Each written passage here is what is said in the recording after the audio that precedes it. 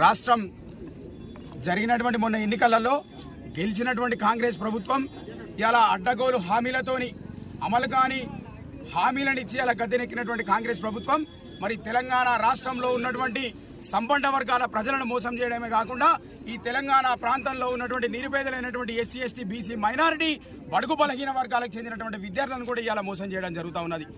గత ప్రభుత్వంలో కేసీఆర్ గారి నాయకత్వంలో ఏదైతే ఈ తెలంగాణ ప్రాంతంలో ఉన్నటువంటి నా విద్యార్థులంతా కూడా మంచిగా చదువుకోలే, వారి భవిష్యత్తు అంతా కూడా ఉన్నతమైనటువంటి భవిష్యత్తు ఉండాలని చెప్పి ఆలోచించినటువంటి గౌరవ ముఖ్యమంత్రి గారు మరి ఆనాడు విద్యార్థులకు కూడా అన్ని సకల సౌకర్యాలు కల్పించి ఆ రోజు విద్యార్థులకు ఎలాంటి ఇబ్బందులు లేకుండా కేవలం చదువు మీద దృష్టి పెట్టాలని చెప్పి ఆ రోజు మరి స్కాలర్షిప్లే కావచ్చు, గురుకులాలే కావచ్చు, అన్ని సకల సౌకర్యాలు కల్పించడం జరిగింది. మరి మొన్న వచ్చినటువంటి కాంగ్రెస్ ప్రభుత్వం సిగ్గులైనటువంటి రేవంత్ రెడ్డి చిట్టినాయుడు ముఖ్యమంత్రి ఇలా ఈ విద్యార్థులను కూడా మోసం చేస్తూ ఇలా 2.5 సంవత్సరాలుగా స్కాలర్షిప్లు ఇవ్వకుండా ఇలా విద్యార్థులను మనోవేదనకు గురి చేస్తూ ఇలా వారిచ్చి వారే చనిపోయే విధంగా ప్రేరేపిస్తున్నటువంటి ఈ ప్రభుత్వం వెంటనే విద్యార్థులకు క్షమాపణలు చెప్పాలని చెప్పి మేము బీఆర్ఎస్ విపక్షాన్ని డిమాండ్ చేస్తూ ఉన్నాం. మరియు అట్లాగే మీరు ఏదైతే ఆపినారో 2 సంవత్సరాల నుండి స్కాలర్షిప్లు ఇక్కడ ఉన్నటువంటి ఈ ప్రాంతంలో ఉన్నటువంటి ప్రజలంతా కూడా వారి తల్లిదండ్రులంతా కూడా రైతులంతా కూడా కాయ కష్టం చేసుకొని రెక్కాడితే కానీ డొక్కానటువంటి పరిస్థితుల్లో చదువుకునేటువంటి విద్యార్థులంతా కూడా స్కాలర్షిప్లు ఫీజు రియంబర్స్మెంట్ మీద ఆధారపడి చదువుకునేటువంటి విద్యార్థులు ఉన్నారు. మరి అటువంటి సోయిలైనటువంటి ఈ ముఖ్యమంత్రి కేవలం వాళ్ళ మంత్రులలో వాళ్ళకు వచ్చేటువంటి నిధులలో కేవలం కమిషన్లు ఇచ్చేటువంటి ప్రాజెక్టులను ముంగట పెట్టుకొని వాళ్ళ ఇలా రేవంత్ రెడ్డి కుటుంబం వారి అన్నదమ్ములు ఇతర మంత్రులంతా కూడా కేవలం ధనార్జనే ధ్యేయంగా భూములను కబ్జా చేసుకొని సెటిల్మెంట్లు చేసుకొని ఇలా వాళ్ళే సంపాదించుకొని వారి కడుపు నింపుకున్నారు తప్ప ఈ తెలంగాణ ప్రాంతంలో ఉన్న విద్యార్థుల సంక్షేమం కోసం కావచ్చు, వారి చదువును కూడా ఏమాత్రం ఆలోచించకుండా ఇవాళ విద్యార్థులను ఇలా ప్రజలందరినీ కూడా గాలికి వదిలేసి ఇలా వారి చదువుకు దూరం చేసేటువంటి కార్యక్రమం చేస్తున్నటువంటి ముఖ్యమంత్రి బీఆర్ఎస్ విపక్షాన్ని మేము డిమాండ్ చేస్తూ ఉన్నాం.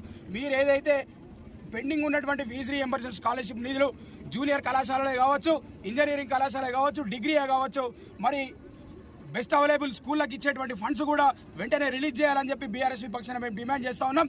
ఈరోజు మంచిర్యాల జిల్లా కేంద్రంలో స్థానిక నస్పూర్ పట్టణంలో మన స్థానిక కలెక్టరేట్ వద్ద బీఆర్ఎస్ ఈఆధ్వర్యంలో ఈరోజు ఫీజు రీయింబర్స్మెంట్ కోసం మన పెండింగ్ బకాయిలను విడుదల చేయాలనే కార్యక్రమంలో బీఆర్ఎస్ ఈరోజు శ్రీకారం చుట్టింది. గతంలో ఈరోజు వరకు ఈరోజు కేసీఆర్ గారి నేతృత్వంలో కేసీఆర్ గారి ప్రభుత్వం ఉన్నప్పుడు పెండింగ్ స్కాలర్షిప్ ఒక్కటి కూడా లేకుండా విడుదల చేయడం జరిగింది. ఏ రోజైతే అడ్డగోలు హామీలతోటి మన అందరం ఎక్కిండో ఈరోజు ఉన్న ముఖ్యమంత్రి రేవంత్ రెడ్డి గారు విద్యార్థుల జీవితాలతో కూడా చెలగాటం ఆడుతున్నాడు. సుమారుగా 9,000 కోట్ల చిలుకు ఈరోజు స్కాలర్షిప్లు విడుదల చేయాలి. వీళ్ళ విద్యార్థుల జీవితాలతో నాశనం చేసుకుంటూ ఇప్పటికి కూడా విద్యాశాఖ మంత్రి కూడా లేడు. ఇప్పటికైనా విద్యార్థుల కోసం మన దేని పట్లనైనా అదే విధంగా ఉన్నావు, ఇప్పుడు అన్ని విధాలుగా కూడా అట్లే ఉన్నావు. దయచేసి విద్యార్థుల పట్లనే అనుకోండి, వాళ్ళకున్న పెండింగ్ స్కాలర్షిప్లను విడుదల చేయండి. విద్యార్థుల కోసం ఇప్పటికైనా ఆలోచించండి. కేవలం మీకు నచ్చింది కేవలం ఏదైనా ఉన్నదని అంటే డబ్బు ఇచ్చే రంగం తప్పించి, డబ్బులు వచ్చే రంగం మీదే చూసుకుని తప్పించి కానీ విద్యార్థుల గురించి పట్టించుకున్న నాయకుడు లేడు. ఈరోజు మన తెలంగాణ రాష్ట్రానికి దౌర్భాగ్యమైన పరిస్థితి ఏదైనా ఉన్నదంటే మన రాష్ట్రానికి విద్యాశాఖ మంత్రి లేకపోవడమే. విద్యాశాఖ మంత్రి నువ్వేగా ఉన్నావు రేవంత్ రెడ్డి గారు. దయచేసి పెండింగ్ స్కాలర్షిప్లు ఏదైతే ఉందో దాన్ని విడుదల చేసి తక్షణమే మా బీఆర్ఎస్ యాత్ర తరఫున మేము కోరుకోవడం జరుగుతుంది. లేని పక్షంలో మరి రానున్న రోజులలో బీఆర్ఎస్ యాత్రలో పెద్ద ఎత్తున ఆందోళన కార్యక్రమాలు చేపడతామని తెలియజేస్తున్నాం.